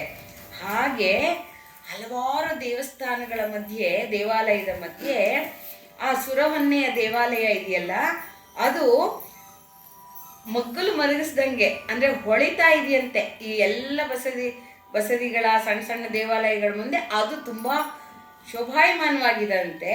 ಅದಕ್ಕೆ ನಮಿಸ್ತಾನೆ. ಯಾಕೆ ಅಂದರೆ ಶಿವ ಬರೋ ಅಂತ ಉದಯಿಸುವ ತಾಣ ಅದು. ಶಿವ ಇಲ್ಲಿ ಪ್ರಕಟವಾಗ್ತಾನೆ ಅಂತ ಇವನಿಗೆ ನಂಬಿಕೆ ಬಂದಿದೆಯಲ್ಲ, ಅದಕ್ಕೆ ನಮಸ್ಕಾರ ಮಾಡಿ ಓ ಇಲ್ಲಿ ಬರ್ತಾನೆ ನನ್ನ ಶಿವ ಅಂತ ಹೇಳಿ ಹರ್ಷದಿಂದ ನೋಡ್ತಾ ಇದ್ದಾನೆ ಆ ದಯ್ಯ.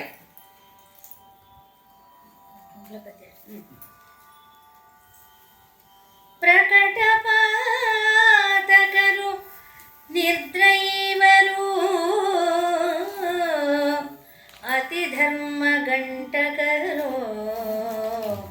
ಭೂತದ್ರೋಹರು ಅಧಿಕ ಗುರುದೈವ ನಿಂದಕರು ದುರ್ನೀತರು ಅಜ್ಞಾನಿಗಳು ಮರೆದೊಮ್ಮೆ ತಂದೊಳಗೆ ಪೊಕ್ಕವರ್ಗೆ ಸುಕರತರ ಧರ್ಮಾರ್ಥ ಕಾಮ ಮೋಕ್ಷವನು ತಂದು ಕರತಳದಲ್ಲಿ ನೆಮ್ಮಿಸಿ ಕೊಡುವುದು ಮಹಾ ಪುರಿಕರ ಪುರವ ಅಮಳಮೂರ್ತಿ ವಿಳಾಸ ಸೋಮನಾಥನ ಸಕಲ ಸುಖ ನಿಲಯವು ಕರತಳದಲ್ಲಿ ಧರ್ಮಾರ್ಥ ಕಾಮ ಮೋಕ್ಷವನು ತಂದು ಕರತಳದಲ್ಲಿ ನೆಮ್ಮಿಸಿ ಕೊಡುವುದು ಕಾಯೇನ ವಾಚಾ ಮನಸೇಂದ್ರಿಯೈವ ಬುದ್ಧ್ಯಾತ್ಮನಾ ವಾ ಪ್ರಕೃತೆ ಸ್ವಭಾವಾತ್ ಕರೋಮಿ ಯದ್ಯತ್ ಸಕಲಂ ಪರಸ್ಮೈ ಶ್ರೀ ಮಹಾದೇವಾಯ ಸೋಮನಾಥಾಯ ಸಮರ್ಪಯಾಮಿ ಶ್ರೀ ಶಿವ